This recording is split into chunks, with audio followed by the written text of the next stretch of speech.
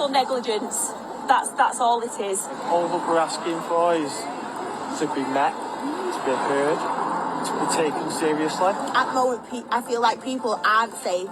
This needs to be, everyone, all our patients need to feel safe in hospital. I break myself on a daily basis to try and keep up with the workload and to try and give patients what they need. The majority of people suffer, and that includes patients, staff, nursing. Sorry, I'm getting emotional.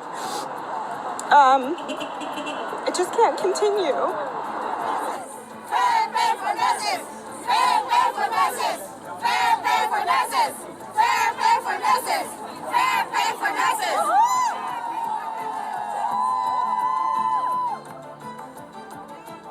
But no nurse should be ashamed to say that actually they're really struggling to live on the meagre salaries that this government's paying them. It's their right to be paid a decent wage, so they ought to be looked after so that we can look after our patients. They cannot afford to lose one single nurse from this system, and they certainly can't afford to lose them for speaking up on behalf of their patients.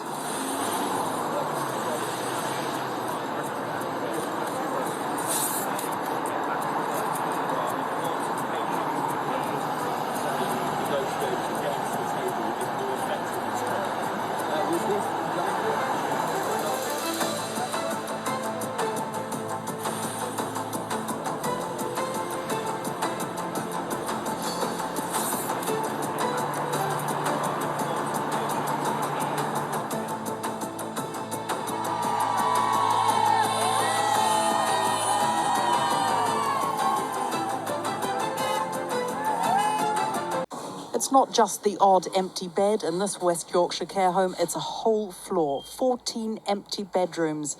Yet at the same time, an average of 13,000 patients every day are in a hospital bed in England when they could be discharged. But lack of funding in the care sector means lack of staff, and that means they can't take those hospital patients. The difficulty of reopening those floors is around sustained funding from the local authority. If they're not paying enough beds, enough money for the bed, and there's no guarantee that bed will actually be filled, then it's the difficulty of recruiting staff. Funding is considerably less than it should be, about 25% less than what the market is saying it needs to survive. There are currently 165,000 vacancies in England's care sector. And after a weekend which saw NHS crisis talks at Downing Street today, it was announced £200 million would be provided to help with discharge, including block booking, local authority beds and residential homes.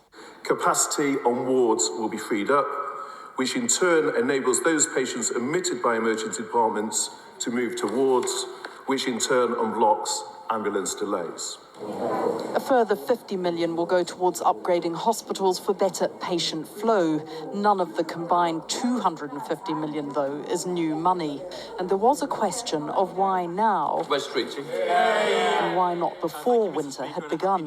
What has been announced today is yet another sticking plaster when the NHS needs fundamental reform. The front door to the NHS is blocked, the exit door is blocked, and there simply aren't enough staff. This is not just an England problem, it's across the UK. And in Scotland today, the First Minister also said the hospitals were almost full. Last Wednesday, hospital bed occupancy across Scotland exceeded 95%. Now, for context, at the same stage in 2020, before the pandemic struck, occupancy was around 87%. And she said there would be more money for discharging patients. Flu, COVID and Strep A have added to the pressure on a system already overstretched, a winter crisis that has become year-round. The Department of Health and Social Care, they are having to put out a number of different fires. There's the strike, the dispute with the health unions, and that does not seem to have been resolved today. And then, of course, there is the winter crisis. And although there is the promise of more money going into the health service and social care, that is not going to have an immediate impact. Well, the international economic think tank, the OECD, has warned that the UK will have the lowest growth among the big group of 7 industrial countries next year. Only Russia, facing sanctions from the West over its war in Ukraine, will fare worse. Our economics reporter Neil MacDonald is here. Neil, why is the UK doing so badly compared to others? Well, the OECD says the whole world is facing the largest energy crisis in 50 years. Russia has, of course, disrupted gas supplies, and the price of that gas has surged. But how exposed you are to that determines how badly your economy is affected. So this is what the OECD thinks is going to happen to economic growth in some of the big economies next year. And you can see how we bring on the United Kingdom. Yeah. There we are. We're doing worst of all. Worse, yeah. Of course, no one's doing very well. Yeah. Now, France, it produces most of its electricity from nuclear power domestically. The United States, most of the gas it uses is produced domestically. That helps to insulate them from what's happening to the international price of gas. Countries like Germany and the United Kingdom, they depend more on imported gas, and so they are taking the brunt of this energy shock. So when's it going to get better? Well, the OECD is saying that we might actually be facing 2 difficult winters rather than just one. And what it's concerned about is gas storage in Europe. So I'll show you what the OECD thinks could happen. We've got gas storage here. The line shows it falls from about 90%, falls down, obviously, as we use it during the winter, and then goes back up from next spring as we fill up the storage capacity again. The line at the bottom, 30% storage. If you go below that, that's where you get the risk of disruption. But the OECD says what happens if there's a much colder winter? There you see storage plummets right into the danger zone. And of course, there's a bigger hole that we then have to try and fill up. And because of that, when you look at the following winter, the situation is very serious. And briefly, why can't they just fill up the storage facilities?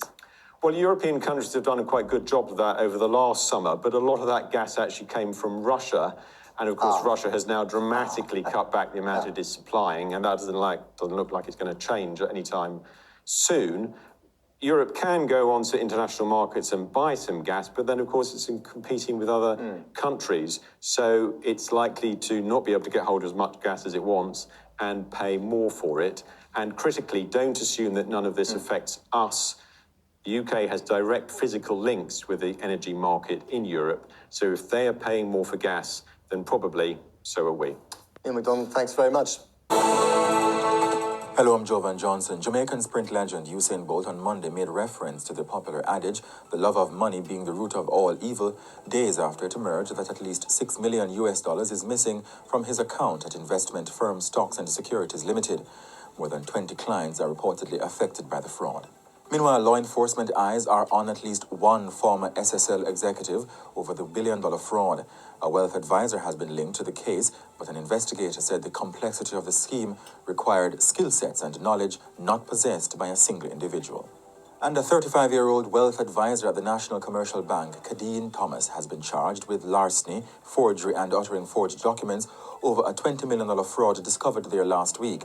It's alleged that the money was moved from a customer's account. The St. Mary police are seeking a man who allegedly killed his 60-year-old uncle Marvin Watson during a dispute at a funeral in Whitehall on Sunday. It's understood the men got into an altercation at the funeral for the nephew's daughter when Mr. Watson was stabbed. In sports, a jam-packed Treasure Beach Sports Complex in St. Elizabeth witnessed a Chris Gale-led 11 defeat a Brian Lara-led team by 11 runs in a T20 match on Sunday. Mr. Lara said he was impressed with the turnout. In your currency trading today, one US dollar was being sold for $153.95, the British pound sterling for $184.75, and the Canadian dollar for $114.43. In your weather forecast, Tuesday will be mainly sunny. And that's it for the Gleaner Minute. Boost with juice, with Tahitian noni juice, at nonisolutions.com today. See you then. Morning, hey, I miss a evening,